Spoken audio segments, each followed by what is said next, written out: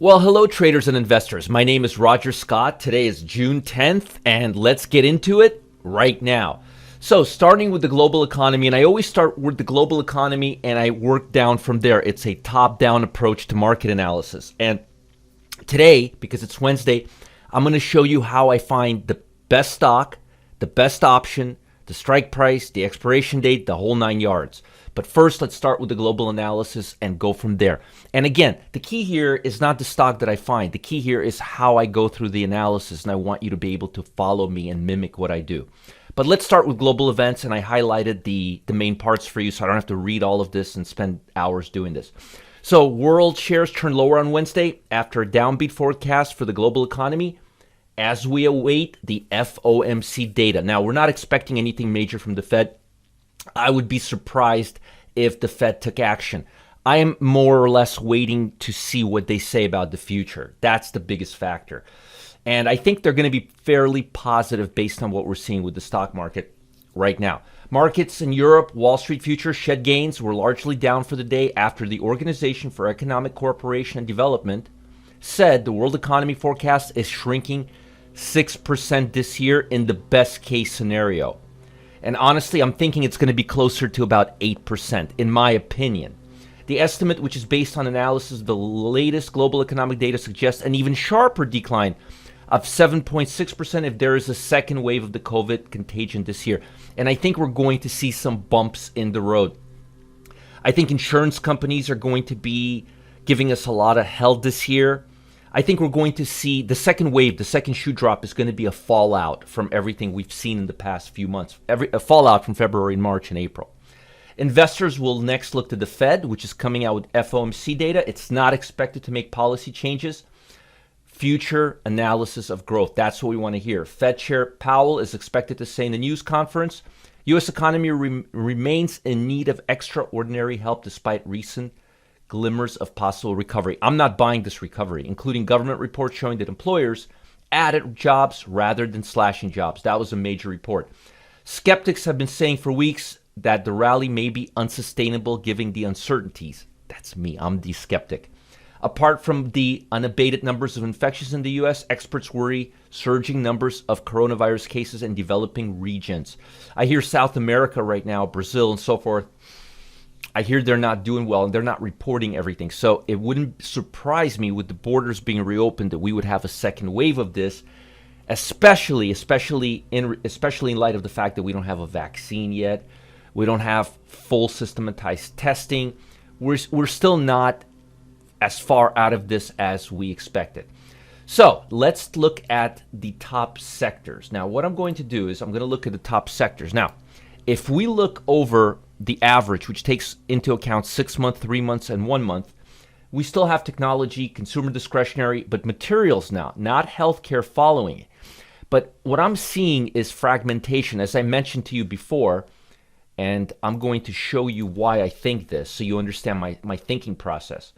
If you look at market momentum, you will see, and I know I've been talking about this daily, but this is really, really important. This is why I've been talking about it daily.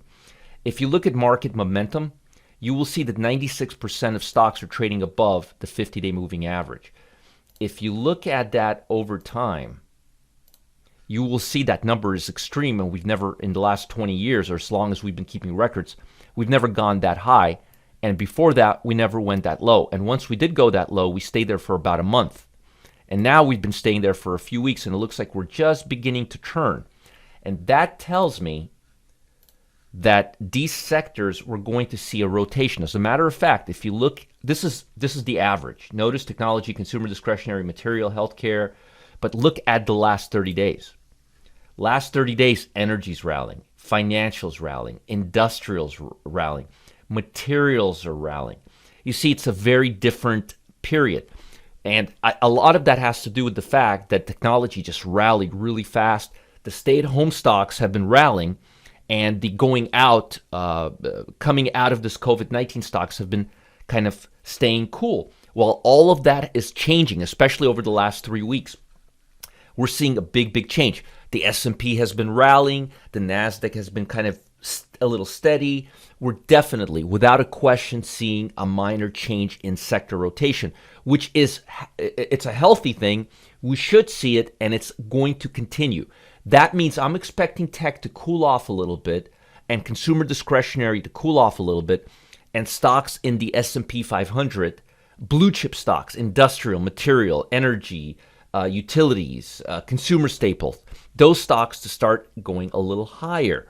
And that's what we're seeing right now, especially over the last 30 days, and this is expected to continue. So because of that, I'm not as focused on finding the best tech stock right now. I'm looking ahead. I'm always looking 2-3 steps ahead. So I'm looking at stocks that are more blue chip based. And if we look at the cumulative strength index on stocks, we first looked at it on sectors. Now we're looking at stocks. You could see tech, medical. I don't even know what this Aronix is. It's not even. It's a brand new stock. It looks like to me. I'll have to take a look at this ARNC. PayPal still got a lot of technology. eBay, Skyworks, Autodesk has been killing it. Remember, I picked the stock for fast cash, fast crash. It's up 50 points since that time. Cabot and oil, I'm still not too sure on oil, especially in light of what's been going on the last few weeks, and especially in what's going on with OPEC right now. So I kept going lower and lower and lower. And one of the stocks that I liked here, as I kept going lower and just weeding them out, and again, anything in the top, this is 500 stocks. So if you can find something in the top 20, let's see, 1, 2, 3, 4, 5, 6, 7, 8, 9, 10, 11, 12, 13, 14, 15. Yeah, anything in the top 20 is fine because you're still going to be in the top 10%, even in the first 50. So these are really, really strong stocks. Look at this. Average 42%, 25% over the last 6 months. So they're doing really well. So one of the stocks that came to my attention is this Tractor Supply Company. Why? Because it's more in line with these sectors right here, industrial, utilities, than with technology and consumer discretionary. It's a lot more in line with basic materials. And again, if you go up here, you'll see materials is starting to come up. So Tractor Supplies, looking more at the blue chip stocks is the key. So, and it's still, I think, what is it? It's one of the, let's see here. I think it's the 15th. 1, 2, 3, 4, 5, 6, 7, 8, 9, 10, 11, 12, 13, 15 stocks. So it's definitely in the top 7th percentile of the S&P. That means it's perfect. You don't have to do the top 3. You can go all the way down to the top 20 in the S&P. And if you're looking at the NASDAQ 100, you can go to the top 10. But because this is S&P and it's got, my database has 474 stocks, going to the 15th stock is hardly losing strength. So I looked the stock up and I really like it. Why? Because it was going parabolic for a while. I mean, look at this breakout here. But over the last week or so, it's been moving sideways. And I always like stocks that go from vertical to horizontal and they're making new highs, because when it's moving horizontally and it's making new highs, volatility is lower. Volatility is always higher during vertical move than a horizontal move. When the market moves vertically, it extends volatility. When it moves horizontally, it accumulates, it lowers volatility and stocks and the asset, whatever it is. And everything I'm talking about right now, by the way, applies to stocks, futures, commodities. This is just classic technical analysis. So if you're looking at sideways, you want to enter when the stock or the asset is moving sideways and just breaking out, because volatility will be lower. And if volatility is lower, your risk will be lower, the option premium will be lower, everything will be better, your entry will be better. So in this case, we have a nice little congestion range here, and I like it because you can get in right here near the top at 125, and if it breaks 119, you get out. Not bad. So I like the stock. I'm looking at the 125 strike price. If I'm buying the stock, I'm just going to put a buy stop at 125, 125.15, and put a stop loss at 119.30, 119.25. I just do this, 115, 115.10, 115.15 on a buy stop. You would buy, and you would liquidate it if it breaks 119.15. Okay, real simple. Now look at the options. Let's look at the option strike prices. 3 days, definitely not. We don't want to be in this trade and it's congesting, so we may be in there for a while, but it's not losing too much decay. 717, it's only 30 days left. Let's go to 10th. 129, that's too much time. How about 724? 45 days, perfect. So if the stock doesn't do anything in 15 days, you liquidate the option. If it triggers, you still don't give it more than 15 days. You know what? It's just not enough time here. But I don't want to go all the way to 1016. So we don't want to hold this option more than 30 days. The decay curve really starts. So let's buy this option if we get a hit in the next few days. If not, we will go to the 1016 option, okay? But for now, for the next day or two, we could stick with this one. And the price of the stock was 122. We were looking at, this option doesn't have any open interest. We'll have to go to the monthly one. Here we go. There we go. We got the open interest here. All right. So the stock is at 122. Let's go with the 125 strike price.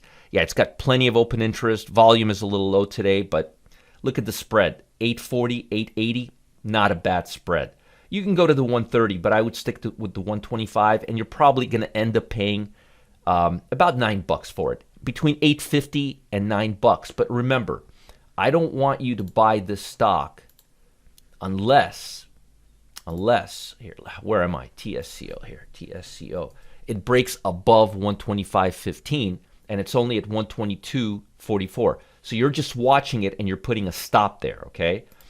So again, we're looking at the 125 stop. You would buy it if the stock hits 125. You would buy the 125. And again, you may look at the 130, but these are the two strike prices I'm looking at, 125, 130, and we definitely want to go to the 129 days expiration, which is October 16th expiration, monthly option. Open interest is nice and healthy, 157, 323. There's no problems there. And again, hit the 125 or the 130 strike price. You're going to buy the option as a proxy. That means if the stock enters, you buy the option. If the stock exits, you liquidate the option. You buy the option if the stock hits 125.15 on a stop, on a buy stop, and then if it hits 119.15, you would liquidate it. And we're looking at either the 125 or the 130 strike price. And again, we're looking at it on this stock because the stock is in a beautiful, beautiful congestion after a nice long extended trading range. And the odds are it's going to go congest again, and it's going to move up, and it's going to congest again sideways, and it's going to move up. You want to see a vertical, horizontal, vertical, horizontal, vertical, horizontal period. But I like the stock. I like the fact that it's staying near all-time highs in this type of market. I like the fact that blue chip stocks are money is flowing into blue chip stocks, so you shouldn't have issues with this stock if the tech sector calms down, and it should. I like the stock. Volatility is not high. It's a good buy. But most importantly, I wanted you to see how my thinking process works. You know, there's always going to be another stock. There's always going to be another sector. I wanted you to understand my thought process.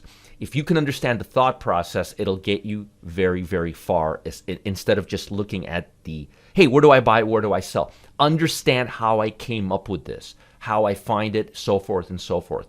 And again, it's a top-down approach. We look at the sector, we look at the stocks, we look at everything from the top to the bottom. Now, I spend a lot of time talking about how to reduce risk. You guys know that. And during these unpredictable market conditions, you obviously understand why. A good way to decrease risk is to simply minimize the time you spend in the markets. In other words, get into a trade before a large move occurs and then get out right afterwards, right? And who knows this best and who practices what he preaches? Lance Ippolito. He has made a career out of these 24-hour trades. Get in on Monday, out on Tuesday. Get in on Tuesday, out on Wednesday. It's not day trading, but it's very active swing trading. I love it. I love it.